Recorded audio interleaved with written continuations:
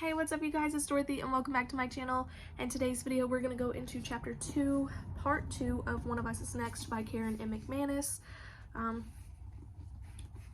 This is already getting interesting, so let's keep on reading to find out what's going to happen. This video may contain sensitive topics and foul language. If you do not wish to continue, please click off of the video now.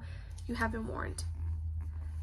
I mean, it's hard to tell, I say. He didn't really talk to anyone except for Maeve and Addie, mostly Addie. Jules smacks her lips together, an expression of mild panic crossing her face. Oh my god, do you think they're together now? No, definitely not. They're friends. Not everyone finds him irresistible, Jules. Jules drops the lip gloss back into her bag and leans her head against the window with a sigh. Says you. He's so hot I could die. Emma pauses at a red light and rubs her eyes, then reaches for the volume button on the radio. I need to turn this down, she says. My head is pounding. Are you getting sick, I ask? Just tired. My tutoring session with Sean Murdoch went too long last night. No surprise there, I mutter. If you're searching for signs of intelligent life in the Bayview High junior class, Sean Murdoch isn't where you'll find it, but his parents have money and they'll happily throw it at Emma for a chance that either her work ethic or her grades might rub off on Sean.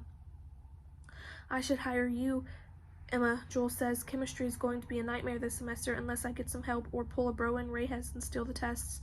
Browen made up that class, I reminded her, and Jules kicks my seat. Don't defend her, she says sulkily. She's ruining my love life. If you're serious about tutoring, I have a slot free for this weekend, Emma says. Chemistry on the weekend? Jules sounds scandalized. No, thank you. Okay then, my sister exhales a light sigh. Then she shouldn't have expected anything different, not serious. Emma's only a year older than Jules and me, but most of the time she seems more Ashton Prentice's age than ours. Emma doesn't act 17, she acts like she's in her mid-20s and stressing her way through graduate school instead of her senior AP classes.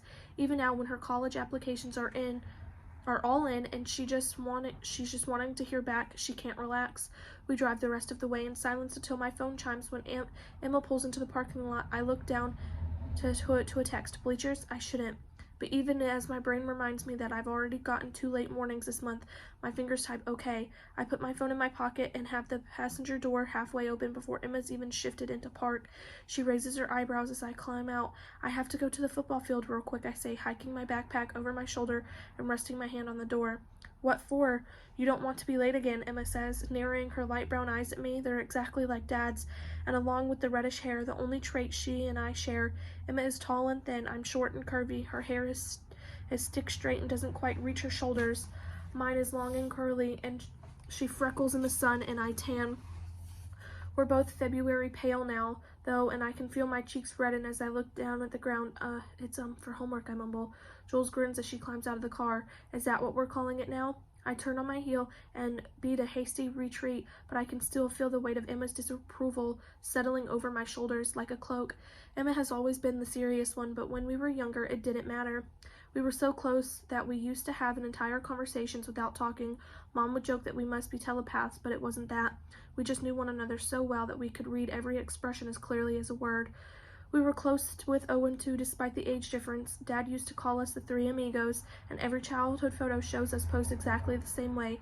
Emma and me on either side of Owen, our arms around one another, grinning widely. We look inseparable, and I thought we were. It never occurred to me that Dad was the glue keeping us together. The pulling apart was so subtle that I didn't notice it right away. Emma withdrew first, burying herself in schoolwork. It's her way of grieving, Mom said, so I let her be, even though my way of grieving would have been to do it together. I compensated by throwing myself into every social activity I could find, especially once boys started getting interested in me.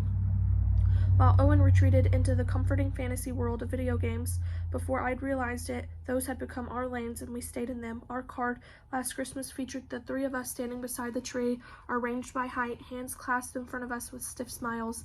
Dad would have been so disappointed by that picture. And by me shortly after we took it for what happened at Jules's Christmas party. It's one thing to treat your older sister like a polite stranger and quite another thing to do what I did. I used to feel a wistful kind of loneliness when I thought about Emma, but now I just feel guilt and relief that she can't read my feelings on my face anymore. Hey, I'm so caught up in my thoughts that I would have walked right into a pole under the bleachers if a hand hadn't reached out and stopped me. Then it pulls me forward so quickly that my phone slides out of my pocket and makes a faint bouncing noise on the grass. Shit, I say, but Brandon Weber's lips are pressed against mine before I can get anything else out. I shimmy my shoulders until my backpack joins my phone on the ground. Brandon tugs at the hem of my shirt, and since this is 100% what I came for, I help him along by untucking it. Brandon's hands move up and across my bare skin, pushing alongside the lace of my bra, and he groans against my mouth. God, you're so sexy.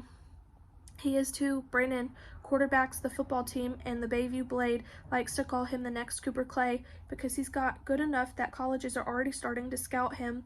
I don't think that's an accurate comparison though. For one thing, Cooper has next level talent, and for another, he's a sweetheart. Brandon, on the other hand, is basically an asshole. The boy can kiss though. All the tension flows out of me as he pushes me against the pole behind us, replaced with a hearty spark of anticipation. I wrap one arm around his neck, trying to pull him down to my height, while my other hand tenses at the waistband of his jeans. Then my foot sends something skidding across the ground, and the sound of my text tone distracts me. My phone, I say, pulling away.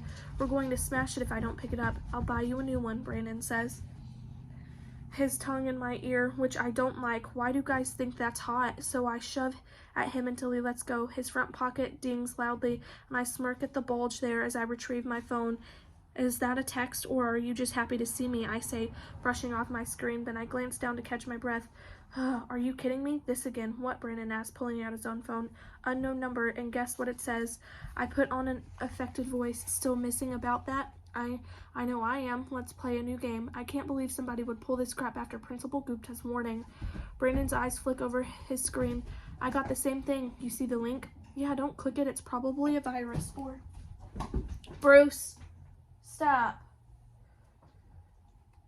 Too late, Brandon laughs. He squints at his phone while I take him in. Over 6 feet tall with dirty blonde hair, blue-green eyes, and the kind of full lips a girl would kill for. He's so pretty. He looks like he could fly off of a harp any second. And nobody knows it more than he does. Jesus is the freaking book, he complains. Let me see. I grab his phone because no way am I following that link with mine. I angle the screen away from the sun until I see it clearly. I'm looking at the website with a bad replica of about that logo and a big block of text beneath it. Pay attention, Bayview High. I'm only going to explain the rules once. I read, here's how we play Truth or Dare. I'll send a prompt to one person only, and you can't tell anyone if it's you.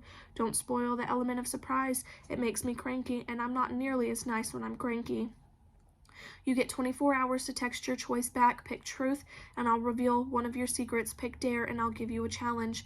Either way, we'll have a little fun and reveal the monotony of our tedious existence. Brandon runs a hand through his thick, tawny hair. Speak for yourself, loser. Come on, Bayview. You know you've missed this. I scowl when I finish. Do you think this went to everyone at school? People better not say anything if they want to keep their phones. Last fall, after Principal Gupta shut down the latest Simon copycat, she told us she was instituting a zero tolerance policy. If she saw even a hint of another about that, she'd ban phones at school permanently and expel anyone caught trying to bring one in. We've all been model citizens since then, at least when it comes to online gossip. Nobody can imagine getting through a school day, never mind years, without their phones. No one cares. It's old news, Brandon says dismissively. He pockets his phone and wraps an arm around my waist, pulling me close. So where were we? I'm still holding my phone pressed against my chest now, and it chimes in my hand before I can answer. When I pull my hand back to look at the screen, there's another message from the unknown contact, but this time there's no simultaneously text from Brandon's pocket. Phoebe Lawton, you're up first. Text back your choice. Should I reveal a truth, or will you take a dare? That is the end of chapter 2. I will see you guys in the next video. Bye.